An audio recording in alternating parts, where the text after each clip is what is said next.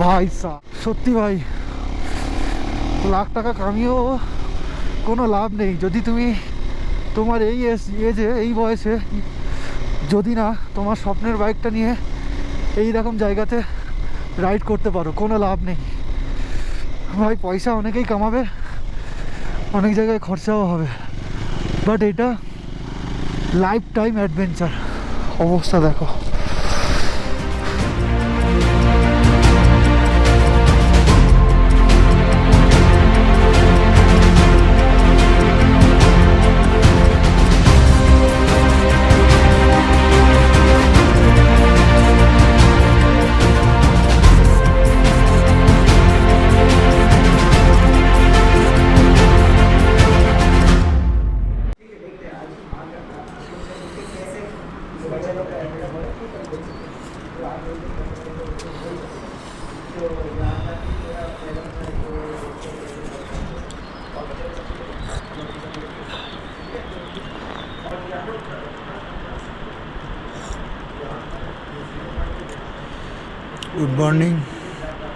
Good morning from Lachung. কাল সারা রাত প্রচণ্ড বৃষ্টি হয়েছে, সবেই ঘুম ভাঙলো। দাদারা রুমে চা দিয়ে গেল।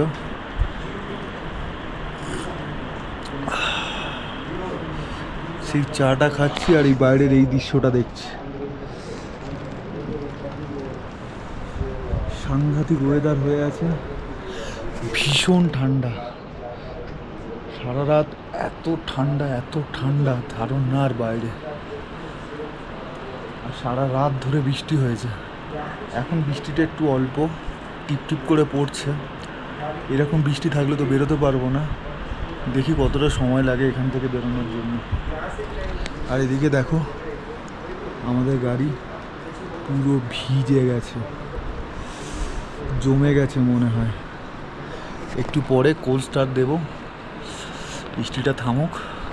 তো মোটামুটি রেডি, সময় অনেকটাই বেশি হয়ে গেছে, কিন্তু এত বৃষ্টি হচ্ছিল কিছু করার নেই, বেরোতেই পারিনি একদম। এখন ঘড়িতে প্রায় 10:13, আর এই ওপরে দেখো, ওপরে ওয়েদারটা পুরো একদম ধীরে ধীরে ক্লিয়ার হয়ে যাচ্ছে। চেষ্টা করব তাড়াতাড়ি বেরিয়ে যাওয়ার। প্রচণ্ড ঠান্ডা, কথা বলতে প্রচণ্ড অসুবিধা হচ্ছে, জাস্ট বেরোবো।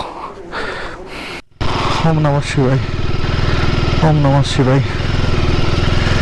এই হোটেলের দাদা এত ভালো, নিজের জ্যাকেট খুলে আমাকে দিয়ে দিয়েছে। বলে ভাই তোকে দেখে, তোর পরিস্থিতি দেখে আমার নিজেরই দুঃখ হচ্ছে, তুই যা। এতটা বৃষ্টি হবে যদি জানতাম আগে, তাহলে অবশ্যই রেনকোট ক্যারি করতাম। মিনিটে ওয়েদার বদলাচ্ছে, মিনিটে। এই পরিষ্কার দেখছি, এই কিছুক্ষণ পরে আবার মেঘলা।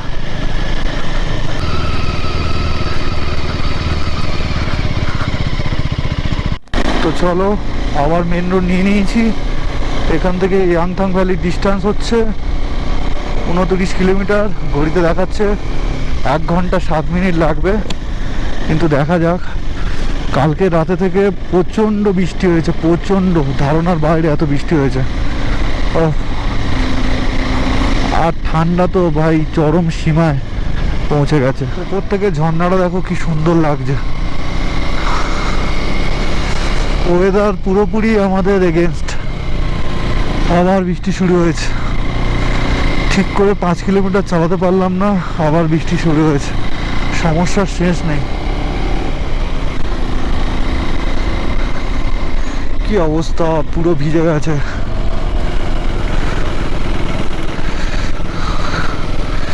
তোমরা যারা নর্থ সিকিম বাইকে প্ল্যান করছো বা করেছো, রেনকোট কিন্তু একদমই অ্যাভয়েড করো না। চেষ্টা করবে রেনকোট নিয়ে আসার, আর ওয়াটারপ্রুফ শু যেন হয়, নয়তো সমস্যার আর শেষ থাকবে না। কিচ্ছু নয়, গোটা শরীরে ঠান্ডা লাগবে না, কিচ্ছু হবে না, কিন্তু এই আঙুলের মাথাগুলো কাজ করা বন্ধ দেবে, যেমনটা আমার হতে শুরু করেছে। আর বৃষ্টির ওয়েদার খুব সাংঘাতিক সিন হয়ে আছে। অবস্থাটা শুধু দেখো তোমরা।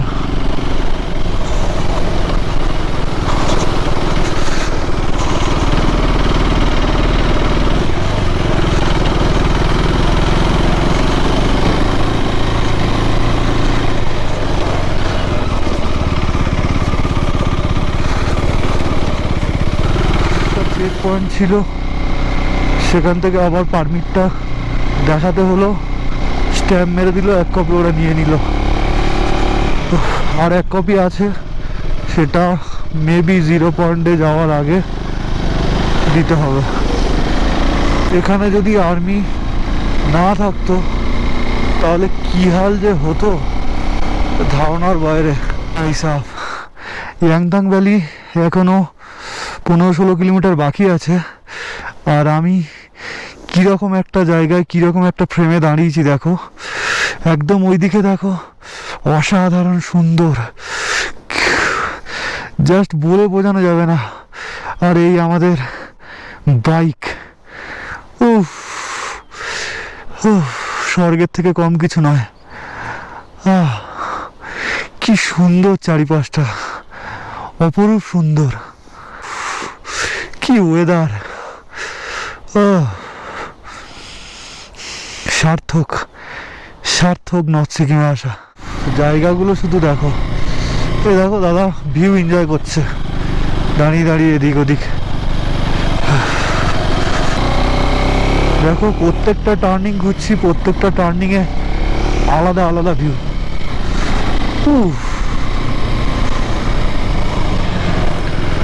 ওপরে মনে হচ্ছে স্নোফল হচ্ছে। বৃষ্টি কিন্তু থামছে না, টিপ টিপ করে পড়েই চলেছে। ক্যামেরা, ফোন সব তাড়াতাড়ি চার্জ চলে যাচ্ছে, এত ঠান্ডা, ক্যামেরাতে হেভি তাড়াতাড়ি চার্জ যাচ্ছে। সিকিউরিটি চেকপোস্ট, আগের বারে যখন এসছিলাম তখন সেটা জানুয়ারি মাস ছিল, তো তখন কিন্তু এখানে থেকেই বরফ ছিল, এখান থেকেই প্রচণ্ড স্নোফল ছিল। আরে বাস, এখনও তো এখান থেকে স্নোফল দেখা যাচ্ছে। ওই দেখ বরফ জমে আছে। এই দেখ, আগের বারে যখন এসছিলাম এই দিকটা পুরো বরফে সাদা হয়েছিল, আর ওই পাহাড়টা তো সবসময় বরফে সাদা হয়েই থাকে। এখানে কিছু দোকান বসেছিল, সব এত বরফ পড়ার কারণে রাস্তা ফাস্তা সব বন্ধ ছিল। প্রায় 11টা-12টা পর্যন্ত অপেক্ষা করার পরে যখন বরফ কেটে তুলেছিল আর্মি গাড়ি, তারপরে কিন্তু আমরা যেতে পেরেছিলাম। আজকে দেখো বৃষ্টির জন্য বরফ কিন্তু এখানে নেই, যদিও এটা এপ্রিল মাস, এত দূর পর্যন্ত বরফ থাকা পসিবল নয়, বাট তবুও দেখো রাস্তার ধারে ঘাসের ওপরে হালকা হালকা বরফ জমে আছে। ও ভাই সাহ, বৃষ্টি কিন্তু থামছেই না।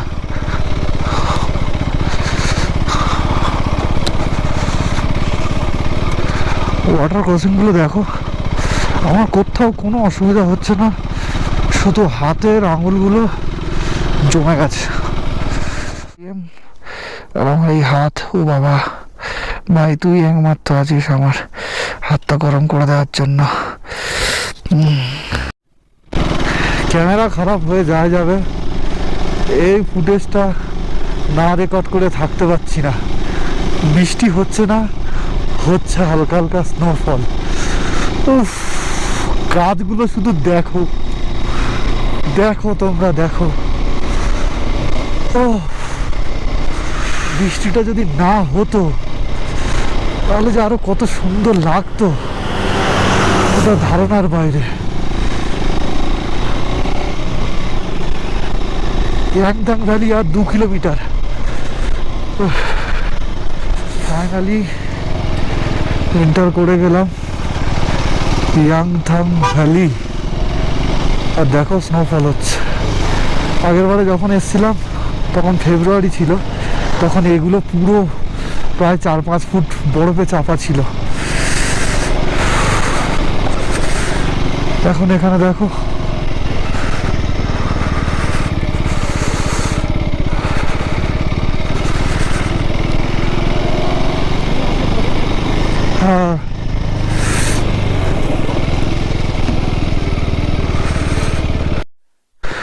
অবশেষে আমি এসে হাজির ইয়াংথাং ভ্যালি। কেউ নেই, দেখো কেউ নেই। ওদিকে 2-4 জন টুরিস্ট আছে, বাকি এখানে কেউ নেই। ওয়েদার খারাপের জন্য হয়তো কেউ আসেনি। বেশ ভালো লাগছে, কোনো ভিড়ভাড়টা নেই। এখানে পেয়ার ফ্ল্যাগগুলো দেখো কি সুন্দর উঠছে, কি সুন্দর উঠছে, কি দারুণ দেখাচ্ছে।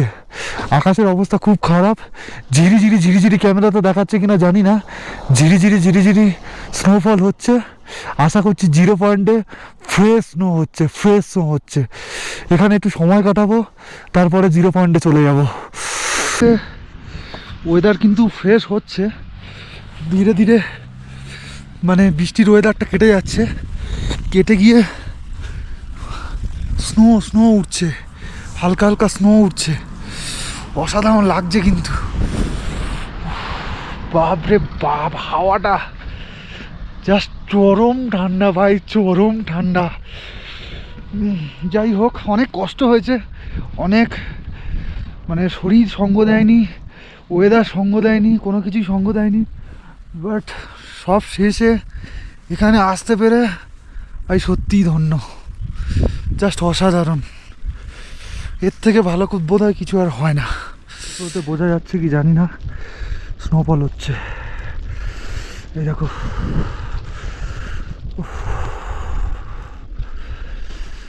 হাত একদম পুরো অবশ হয়ে যাচ্ছে, কিছু করতে পারছি না। ভালোবাসার ইয়াংথাং ভ্যালি, ওফ অপরূপ সুন্দর। এখানে দাঁড়িয়ে প্রচণ্ড খিদে পাচ্ছিল, তো কিছু খেয়ে নিলাম। 2 প্লেট মোমো খেলাম, ভেজ মোমো, 8 পিস করে ছিল, পার প্লেট 150 টাকা। আর 2টো অমলেট নিলাম, 2টো অমলেটের দাম 200 টাকা। ভাবা যায়। একটা বয়স্ক মহিলার থেকে খেলাম, কিভাবে সারভাইভ করে আছে এনারা, জাস্ট ভাবলেই অবাক লাগে। আবার বৃষ্টি শুরু হয়ে গেছে, ওয়েদার অত্যন্ত খারাপ, অত্যন্ত খারাপ। আমাদের সাথেই এরকম হয় কেন জানি না।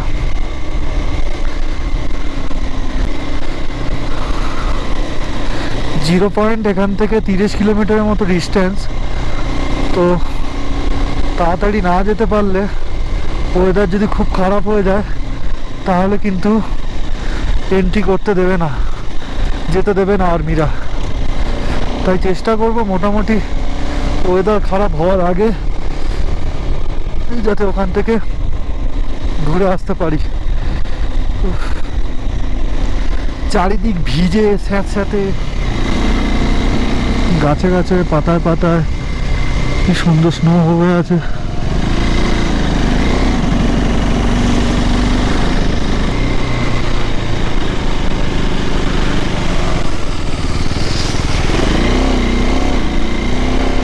এখানকার ড্রাইভার গুলো কিন্তু জাস্ট কি বলবো, অসাম। দিকে দেখ, ও ভাই, এগুলো পুরো ফ্রেশ স্নো, ফ্রেশ। আর সকালেই হয়েছে মনে হচ্ছে। ও পুচকু,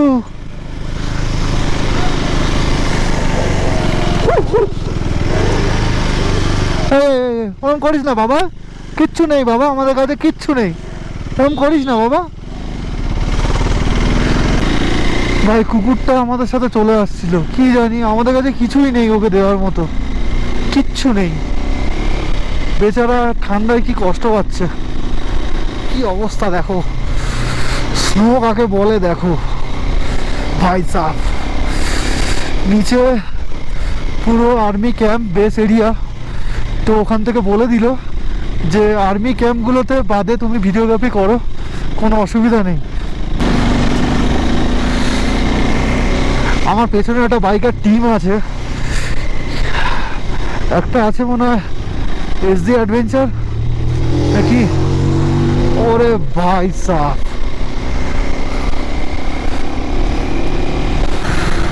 ও রোড দেখো, road, this is call adventure.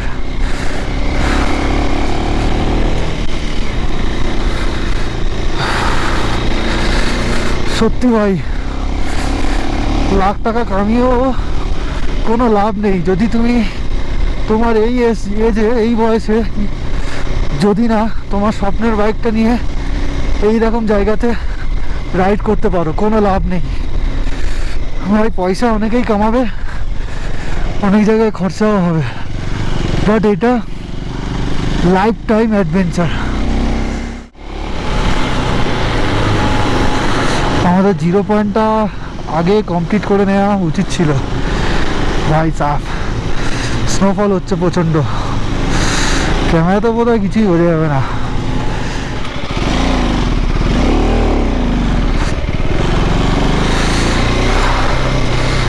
ভাই এত স্নোফল পড়েছে, রাস্তা পুরো জ্যাম।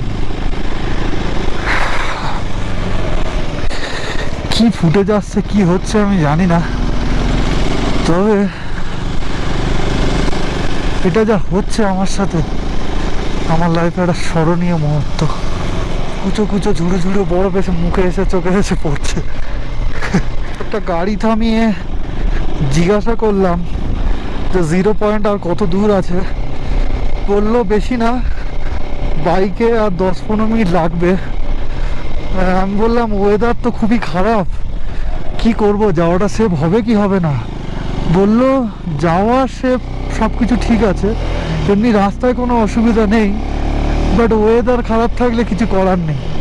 ওয়েদার খারাপ আছে, ভিউটা তোমরা এনজয় করতে পারবে না। প্রথমে ভাবলাম যে ব্যাক করে যাব, সেই তো কিছু দেখতে পাবো না, কারণ যে সুন্দর দৃশ্যগুলো দেখার জন্য আমরা যাচ্ছি সে সুন্দর দৃশ্যটা কিন্তু এই ওয়েদারের জন্য দেখতেই পাবো না। তো তারপরে ভাবলাম যে এত দূর যখন এসেছি, অনেকটাই তো দূরে এলাম, চাই ঘুরেই যাই, কি আর করা যাবে। চিলটা দেখো, বরফ পুরো, এগুলো বরফ জমে গেছে, শক্ত শক্ত জমে গেছে ইটের মতো। আমার হেলমেটের কাছে বরফ জমে গেছে, এই দেখো বরফ। কোনো নাম্বারে নেটওয়ার্ক নেই, না জিওতে না এয়ারটেলে, বিচ্ছিরি কারবার। জানি না ক্যামেরা কাজ করছে কি করছে না, তবে এই দেখো বরফের চাদর, মোটা বরফের চাদর। উফ, হে ভগবান, হে মহাদেব, একটু যদি আবহাওয়াটা ক্লিয়ার হতো। অনেক কষ্ট করে এসেছি মহাদেব, বিশ্বাস করো, অনেক স্ট্রাগল করেছি আমি, অনেক কষ্ট করেই এখানে এসেছি।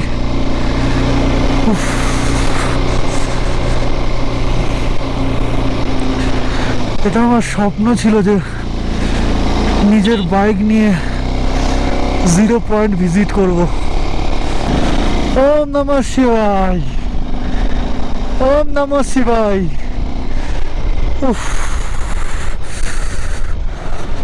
একটা গাড়ি গেল, আবার জিজ্ঞাসা করলাম যে 0 পয়েন্ট কত দূর, আর বললো আর 1 किलोमीटर दूर, आराम से जाइए भैया, ওয়েদার বহুত খারাপ। সত্যি ওয়েদারটা খুবই খারাপ, একদমই ওয়েদারটা আমাদের সঙ্গ দেয়নি। যাই হোক, অনেক কষ্ট করে এলাম, না দেখে গেলে আফসোস হতো। হয়তো কিছু দেখতে পাবো না জানি, কিন্তু তবুও মনের মধ্যে আফসোসটা থাকবে না যে এত কাছে থেকেও আমরা ফিরে চলে গেছি। চারিদিক যেদিকেই তাকাচ্ছি শুধু সাদা চাদরে মোড়া পাহাড়। ক্যামেরার কোনো ক্লিয়ারিটি নেই, আমি বুঝতে পারছি। আমার হাত দুটো জাস্ট নেই, আর আমার হাত দুটো জাস্ট আমার মধ্যে আর নেই। Welcome to 0 point. ফাইনালি মনের অবস্থা, শরীরের অবস্থা আর আকাশের অবস্থা পুরোপুরি ডিফারেন্ট।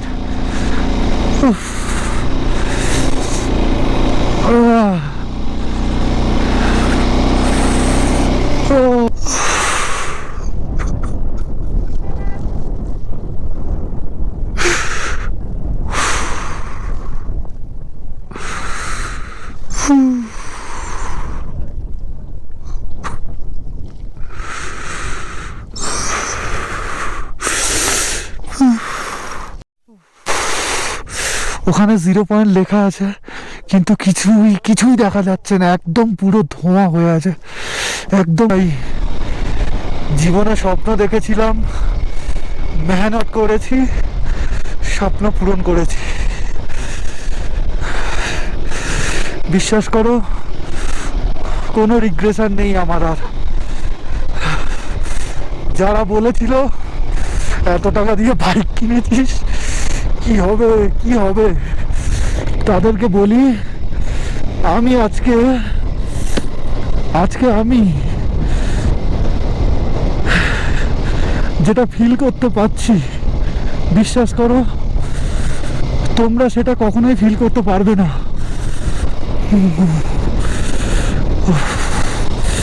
ওয়েদারটা যদি না খারাপ হতো তাহলে এখানে হয়তো আরো বেশ কিছুক্ষণ সময় কাটাতাম। চলে যাওয়ার আগে আমি একটাই কথা বলবো, পরের বারে আবার আসবো, তবে পরের বার যখন আসবো তোমার কাছে সময় নিয়ে আসবো। আজ আমরা গেলাম।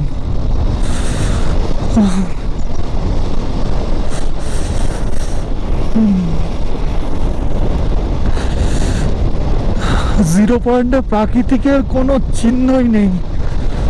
চিহ্নই নেই, প্রাকৃতিকের। ও শিট।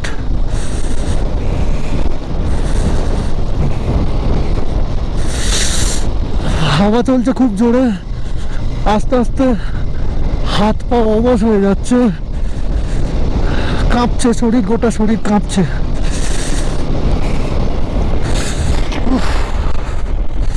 স্নোফল হচ্ছে।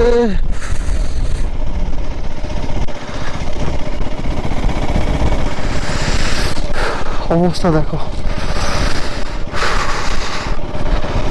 হাতে গায়ে সব স্নো জমছে। এগুলো দেখো, পুরো স্নো জমে আছে।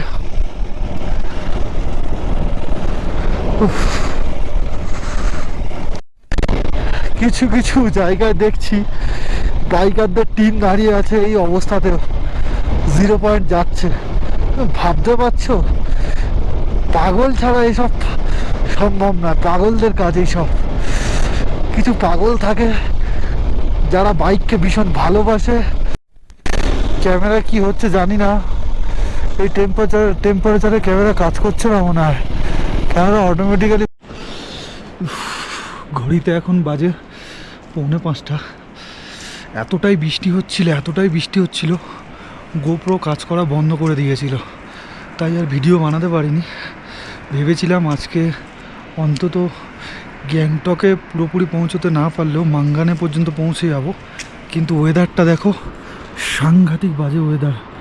বৃষ্টি কোনো রকমেই বৃষ্টি হয়েই যাচ্ছে, থামবার কোনো নামও নেই। আর ওয়েদারের যা অবস্থা, তাই আমরা আমাদের পুরনো হোমস্টেতে ফেরত এলাম। ভাগ্যি সেখানে আমাদের জন্য একটা রুম অ্যাভেলেবেল ছিল, নয়তো কিন্তু খুব চাপের হয়ে যেত। আর এই ভাইয়া কিন্তু এখানকার ওনার যিনি, সে ভাইয়াই কিন্তু আমাকে ওনার নিজের জ্যাকেটটা দিয়েছিল, যাতে এই বৃষ্টির সময় আমি ভিজে না যাই। জাস্ট মানে কি বলবো, এখনকার সময়ও মানুষ যে এত ভালো হয়, এনাদের না দেখলে বোঝা যাবে না। সে যাই হোক, এই দেখো হোটেলের নাম, হোটেল নরবু। কন্ট্যাক্ট নাম্বার দেওয়া রইল, আমি ডিসক্রিপশানেও দিয়ে দেবো কন্ট্যাক্ট নাম্বার। যদি তোমরা কেউ আসতে চাও তো আসতে পারো এখানে।